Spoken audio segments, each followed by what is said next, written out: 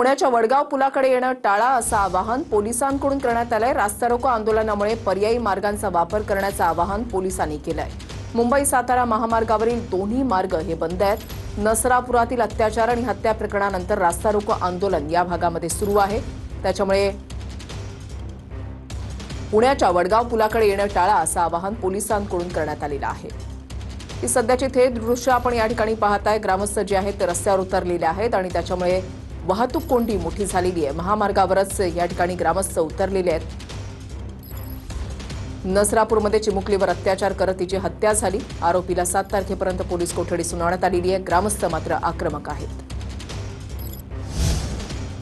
तर नसरापूर अत्याचार प्रकरणामधील बाल हक्क संरक्षण आयोगाकडून दखल घेण्यात आलेली आहे। आरोपीच्या कठोर शिक्षेसाठी प्रयत्न करणार असं आयोगानं म्हटलेलं आहे। संबंधित प्रकरण फास्ट ट्रॅक कोर्टावर चालवण्याची शिफारस केलेली आहे असं आयोगानं म्हटलंय। नसरापूर अत्याचार प्रकरणाची आता बाल हक्क संरक्षण आयोगानं देखील दखल घेतलेली आहे। आरोपीच्या कठोर शिक्षेसाठी प्रयत्न करणार असं आयोगानं म्हटलेलं आहे आणि संबंधित प्रकरण फास्ट ट्रॅक कोर्टावर चालवण्याची शिफारस केलेली आहे असं आयोगानं या ठिकाणी स्पष्ट केलेलं आहे। ग्रामस्थ आक्रमक झालेले आहेत आणि रस्त्यावर उतरलेले आहेत, महामार्गावर उतरलेले आहेत। त्याच्यामुळे वाहतूक कोंडी झाल्याचं पाहायला मिळत आहे। देशभरातल्या लाखो मोबाईलवर सायरन वाजवून सरकारकडून आपत्कालीन परिस्थितीमध्ये अलर्ट देण्यासाठी ट्रायल घेण्यात आली आहे। घाबरून जाऊ नका, सरकारकडून आपत्कालीन यंत्रणा अलर्टची चाचणी घेण्यात आल्याचं फडणवीस म्हणाले।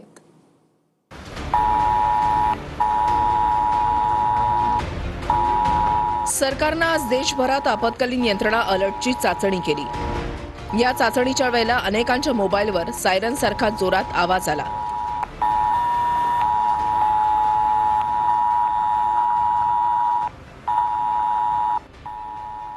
या आवाजासोबत मोबाईल स्क्रीनवर फ्लॅश मेसेजही दिसला। मोबाईलमधून आलेला सायरनचा आवाज ही केवळ आपत्कालीन चाचणी आहे, त्यामुळे नागरिकांनी घाबरून जाण्याची गरज नाही असं सरकारनं सांगितलंय।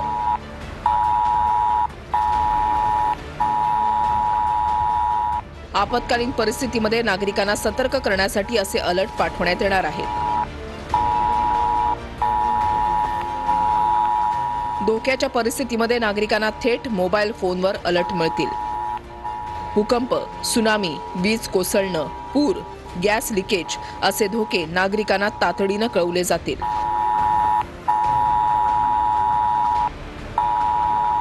मोबाईलवर जे मेसेजेस आले त्या संदर्भात यापूर्वीच आपल्याला कल्पना देण्यात आली होती की अशा प्रकारचा प्रयोग केला जाणार आहे।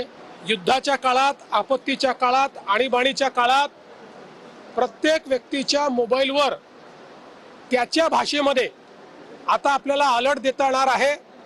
त्याचंच टेस्टिंग आज करण्यात आलं आणि ते पूर्णपणे यशस्वी झालेलं